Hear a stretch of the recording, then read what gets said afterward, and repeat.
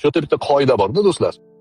Musulmon odam, musulmon shaxsiyat qoidalar bilan yashaydi. Shu qoidani yaxshi o'zlashtirib oling. Hayotingizda sizga yo'l ko'rsatadigan, to'g'rini ajratib olishingizga eng katta falsafiy qarash bo'ladi shu. Nima qoida desa, musulmon haq qayerda bo'lsa, o'shanga ergashadi. Bu haq yo'lning qoidasi. Mana shu qoida bilan yursangiz nima qilasiz? O'zingizni %100 haq demaysiz.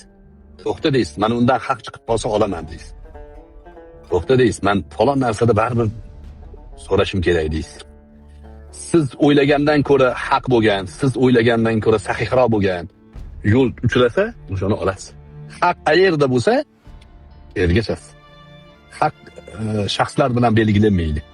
Maslak bilan, manhaj bilan belgilanadi. Birinchi qoida bu. Endi ikkinchi qoida.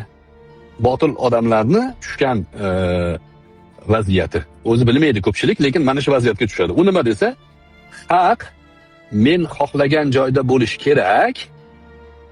Agar men xohlagan joyda haq bo'lmasa, qolgan hamma botil.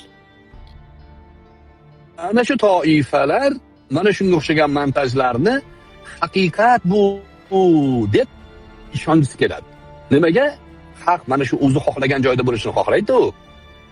Qarshi tarafda haq bo'lishini xohlamaydi. Bu insoniyat ikkiga bo'ladigan qoida-da bu. Bu yerda iymon, kufr masalasidan ham falsafiy qarash boshqacha narsa bu. Masalan, musulmonman deb mutaassib bo'lib, men xohlagan joyda haq bo'lish kerak degan ham shu toifaga tushadi.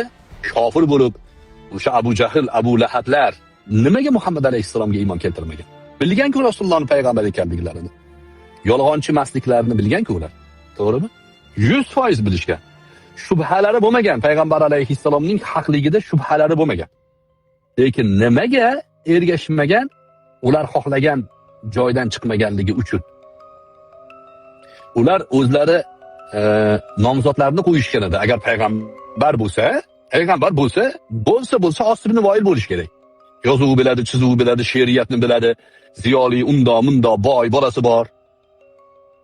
Toifdan mana bu Hajjoj ibn Yusuf Saqafiyni bobosi ham payg'ambarlikka nomzodlarning ichida bo'lgan.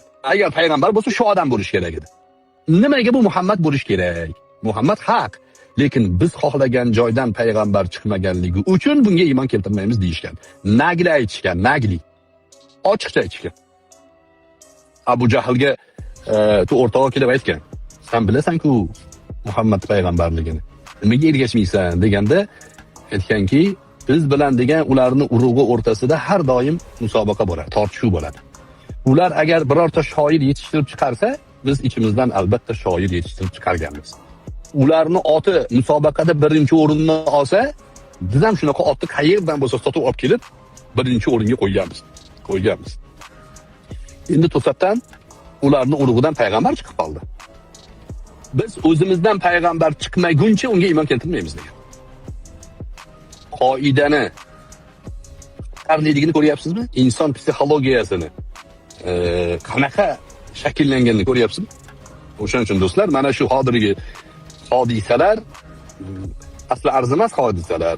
Yosh bolani o'yinchog'iga o'xshagan narsalar. Lekin siz psixologiyangizni imtihon qilib oladigan, taftish qilib oladigan hodisa. Haq qayerda bo'lsa ergashaman deng.